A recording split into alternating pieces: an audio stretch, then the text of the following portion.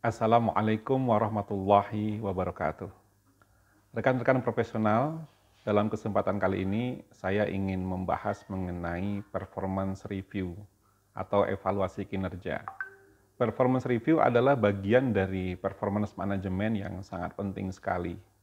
Ini adalah menjadi mata rantai yang tidak boleh terlewatkan di dalam proses bagaimana kita mengakselerasi kinerja tim kita. Rekan-rekan sekalian, performance review ini secara umum definisinya adalah proses pertanggungjawaban kinerja. Kemudian di dalamnya kita akan melakukan analisa masalah kinerja dan nantinya kita akan merumuskan rencana tindakan perbaikan untuk meningkatkan kinerja. Performance review ini biasanya dilakukan secara berkala. Waktu yang paling ideal untuk melakukan performance review itu adalah secara pekanan atau mingguan. Kenapa? Karena waktu 1 minggu itu adalah waktu yang sangat ideal ya untuk mengantisipasi berbagai persoalan kinerja.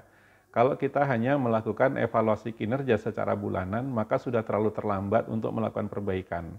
Kalau setiap pekan kita mengevaluasi kinerja, kita punya peluang untuk memperbaiki kinerja di pekan-pekan berikutnya.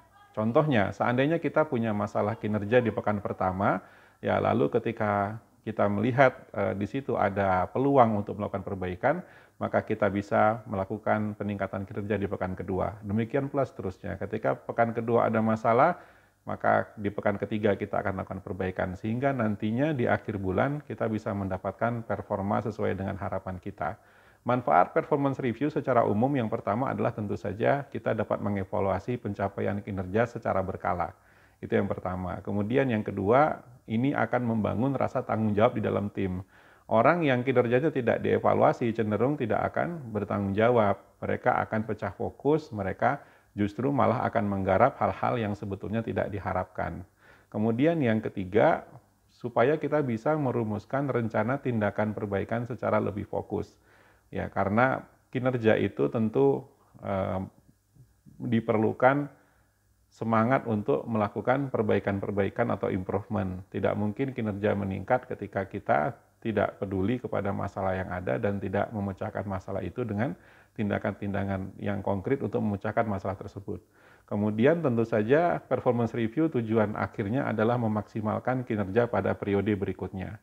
Jadi dari pekan ke pekan, dari bulan ke bulan, kinerja kita itu akan semakin membaik gitu ya.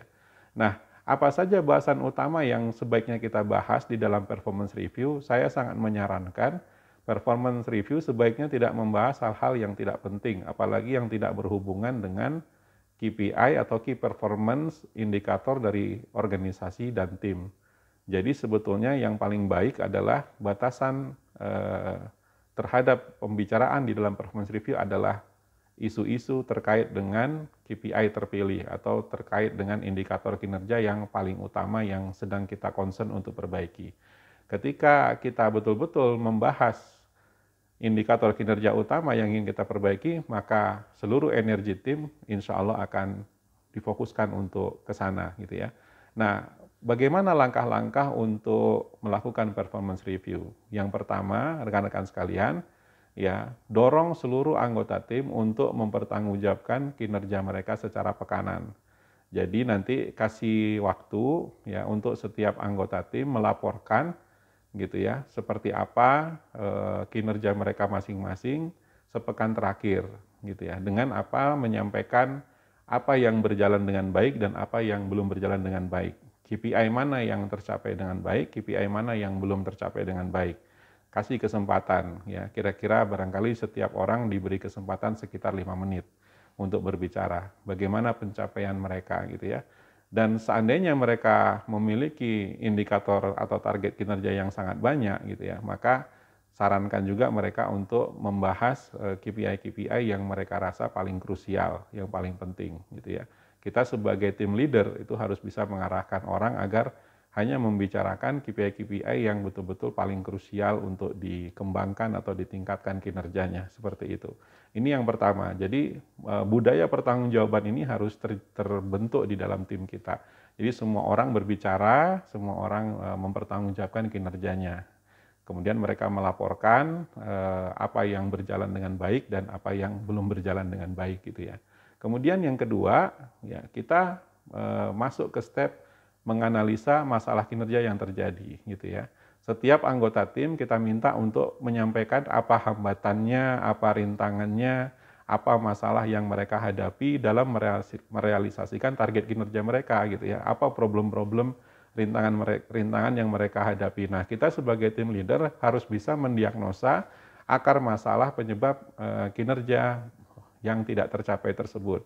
Maka di sini kita harus mengembangkan sebagai tim leader kemampuan berempati, kemampuan untuk mengupas lapis demi lapis sebetulnya problem yang menyebabkan sebuah target kinerja tidak tercapai itu apa gitu ya. Nah, di sini butuh kesabaran untuk mengeksplor, untuk bertanya kepada tim kita gitu ya, apa yang menjadi penyebab masalah kinerja mereka. Nah, nanti kita minta seluruh anggota tim untuk berbicara berkaitan dengan upaya pencapaian target yang menurut mereka agak berat ya, dan mereka di situ ada sedikit masalah yang menghambat gitu ya.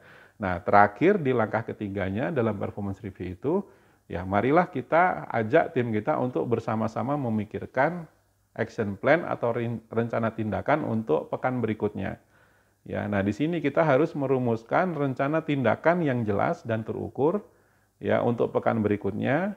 Ya, setiap anggota tim di situ boleh kita minta untuk sumbang saran ya, apa kira-kira yang akan mereka lakukan untuk sepekan ke depan untuk meningkatkan capaian target kinerja yang diharapkan.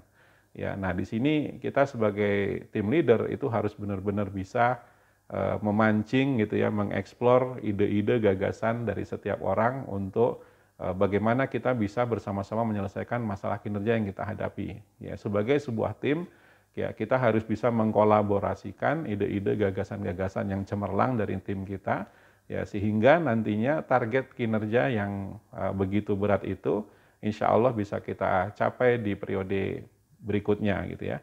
Nah, ketika action plan sudah dirumuskan, ya tentu saja beserta siapa pelaksananya, kapan itu akan dilaksanakan, akan dieksekusi gitu ya. Kemudian kapan waktu untuk pertanggungjawabannya gitu ya. Ya tentu saja pekan berikutnya ya akan dipertanggungjawabkan dalam performance review berikutnya gitu ya. Kemudian apa saja sumber daya atau resources yang dibutuhkan untuk mengeksekusi sebuah action plan tersebut gitu ya. Semuanya dicatat dengan baik, semuanya ditulis dengan baik. Kalau bisa di dalam performance review proses itu ada notulensi ya, ada pencatat apa-apa saja yang akan dilakukan oleh tim tersebut untuk bergerak maju. Nah, dengan melaksanakan performance review semacam ini secara teratur setiap pekan, saya yakin bahwa problem-problem kinerja di tim kita ya itu akan bisa kita selesaikan semuanya langkah demi langkah, setahap demi setahap. Insya Allah kita akan mencapai target-target terpenting tim kita ke depannya. Demikian mengenai performance review, semoga bermanfaat. Barakallahu fikum. Wassalamualaikum warahmatullahi wabarakatuh.